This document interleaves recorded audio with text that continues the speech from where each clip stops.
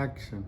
Okay, so I just wanted to go over some of the materials that the kids got because our class time is so short and we just don't have time to cover that in class and get to painting. So this way you guys can watch it at home.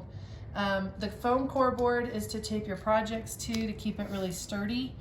I have this tape in class for the kiddos, but I am running out of it quickly. It's not masking tape, it's crafters or painters tape.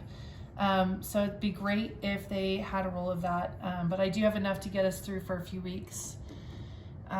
This guy, well actually, let me go over this. I gave the kids a palette, a picture of their palette, and it does match what they got. And each number corresponds to what the color is. So if you wanted to add more colors after the class or replenish, then you'll know what it is. The other thing that the numbers coordinate to, and we'll get to this later in the semester, but everybody's asking me what this is a mix chart that I made for the kiddos. And basically what this is if you were wanting to get a color in here, it tells you how to mix them. So if you mix number 2 and number 3 together, you get this 3. And then the whole other half of this is just if you add a bunch of water to it to wash it out, these colors are the same as these colors. So you basically just read it like a graph. If I wanted to get this pretty blue here, I would mix 6 with 9 to get that color, and so on and so forth. And so that's where this tool comes in. If you're trying to color match a picture that you're replicating, you can use this to figure out what color you're wanting to get. So if I'm trying to match this orange, you know, I can move this around. It just takes your eye away from the other colors and makes it easier to color match. So that's what that tool is. Kids are also asking about what this is. It's not clay and it won't dry out.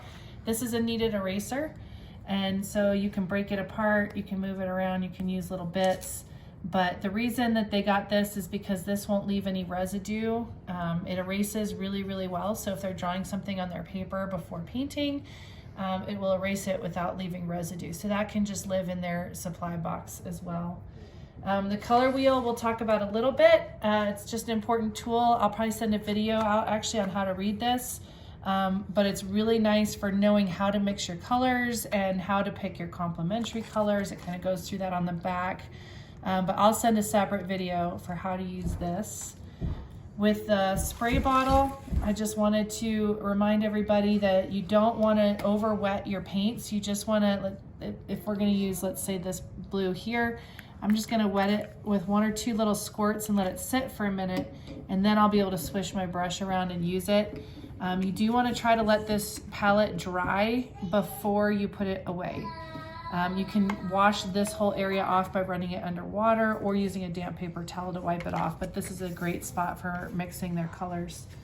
I asked that the kids have some kind of water rinse container. This is what my girls have. It expands, but any kind of recycled plastic container, a cup, anything like that for them to rinse their brushes in.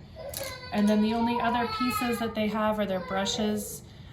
They have sizes from 6 to 12, I believe, as well as some pencils for drawing on their paper.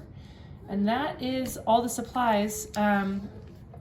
I am giving handouts each week, so just make sure that if they have a folder or someplace to keep all of their handouts in. We went over the different techniques last week. And then of course they made the bookmarks to come home with. But hopefully this helps and narrows down on some of the time frames so we can spend more time painting in class. So if you have any questions, feel free to email me.